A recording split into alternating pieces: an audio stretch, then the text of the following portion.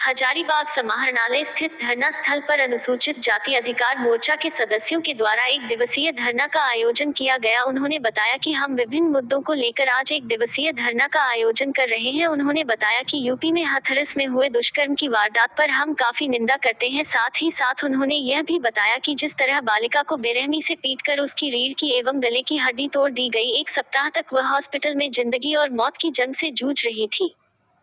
हम सरकार से मांग करते हैं कि दोषियों को फांसी की सजा सुनाई जाए। साथ ही साथ उन्होंने यह भी बताया कि सरकार द्वारा जो किसान विधेयक बिल लाया गया है, उसके विरोध में भी आज हम धरना दे रहे हैं। साथ ही दलितों के ऊपर जो अत्याचार हो रहा है, उसे भी सरकार द्वारा कम करने का कार्य किया जाए। निजीकरण जो सरकार के द्वारा किया जा रहा है, इसके विरोध में भी आज हम धरना दे रहे हैं।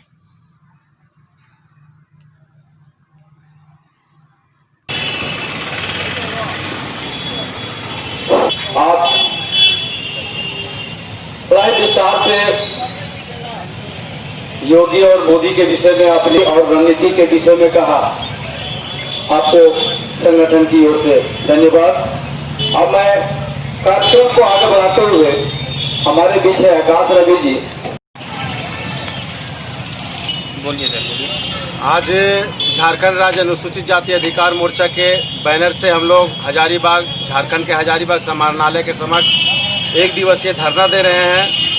धरना का मुख्य कारण है कि जो उत्तर प्रदेश के हाथरस में जो मनीषा वाल्मीकि के साथ जो उसके ही गांव के दबंगों ने उसके साथ गैंगरेप किया, उसके रीढ़ की हड्डी तोड़ डाली, उसे गर्दन की हड्डी तोड़ डाली, उसके जीभ को काट डाला और वहां के प्रशासन के द्वारा रातों रात के 2:30 बजे उसके शव को जला दिया गया बिना उसके परिवार के इजाज़त का। यहाँ तक उसके माँ बाप को उसके शव को देखने तक नहीं दिया गया।